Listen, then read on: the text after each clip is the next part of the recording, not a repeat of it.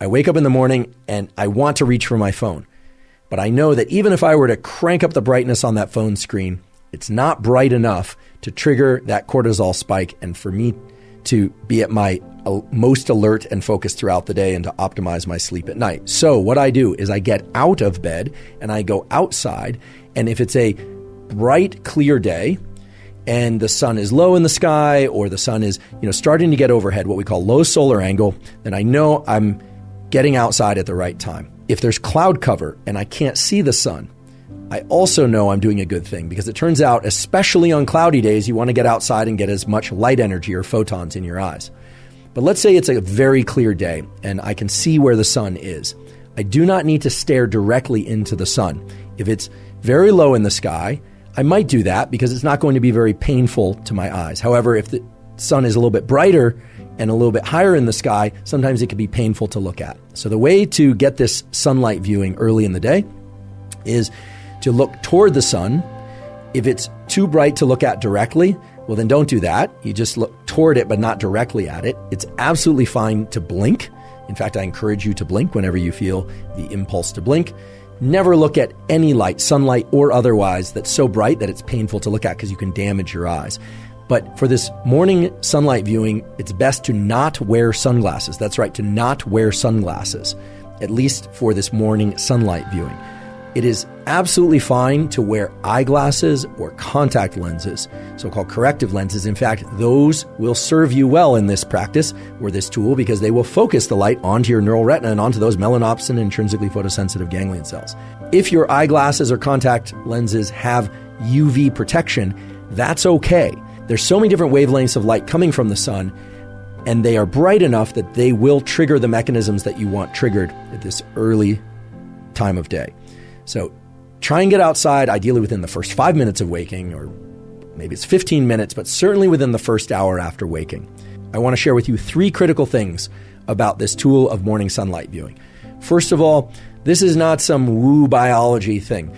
This is grounded in the core of our physiology. There are literally hundreds, if not thousands, of quality peer-reviewed papers showing that light viewing early in the day is the most powerful stimulus for wakefulness throughout the day, and it has a powerful positive impact on your ability to fall and stay asleep at night. So this is really the foundational power tool for ensuring a great night's sleep and for feeling more awake during the day.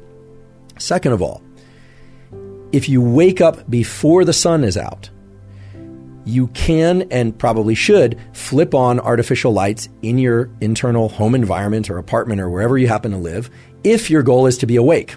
Right? If you wake up at 4 a.m. and you need to be awake, well, then turn on artificial lights. Once the sun is out, however, once the sun has risen, then you still want to get outside and view sunlight.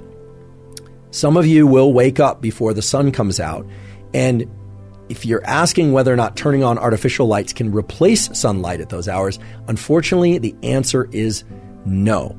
Unless you have a very special light, we'll talk about what kind of light, the bright artificial lights in your home environment are not, I repeat, are not going to be sufficiently bright to turn on the cortisol mechanism and the other wake-up mechanisms that you need early in the day.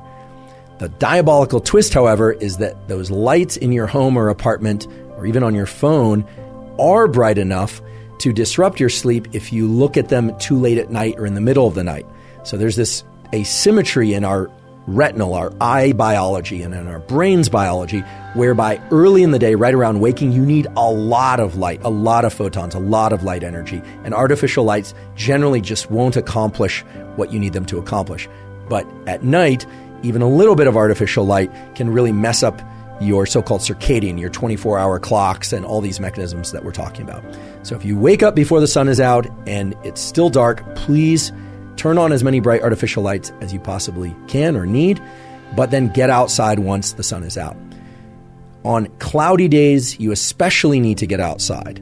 I repeat, on cloudy days, overcast days, you especially need to get outside and get sunlight. You just need to get more of it. Now, how much light and how much light viewing do you need? This is going to vary depending on person and place, literally where you live on Earth, whether or not there's a lot of tree cover, whether or not you're somebody who has sensitive eyes or less sensitive eyes. It's really impossible for me to give an absolute prescriptive, but we can give some general guidelines. In general, on a clear day, meaning no cloud cover or minimal cloud cover. You want to get this sunlight exposure to your eyes for about 5 minutes or so. Could be 3 minutes one day, could be 7 minutes the next day, about 5 minutes. On a day where there's cloud cover, so the sun is just peeking through the clouds or it's more dense cloud cover, you want to get about 10 minutes of sunlight exposure to your eyes early in the day. And on days that are really densely overcast or maybe even are rainy, you're going to want to get as much as 20 or 30 minutes of sunlight exposure. Another key thing is do not forget about, just don't try and get this sunlight exposure through a windshield of a car or a window, whether or not it's tinted or otherwise. It takes far too long. It's simply not going to trigger the relevant mechanisms. You would be standing there all day trying to get enough light into your eyes from the morning sunlight, and by then, the sun will have already moved from low solar angle to overhead, and it simply won't work for all sorts of mechanisms related to your circadian rhythm functions. So just don't try and do it through a windshield, sunglasses, or a window. It's just not going to work. Get outside. If the weather is really bad or for whatever reason, safety reasons, you cannot get outside, well then I suppose try and get near a window. That would be the last resort. But you really want to get outside to get this sunlight exposure.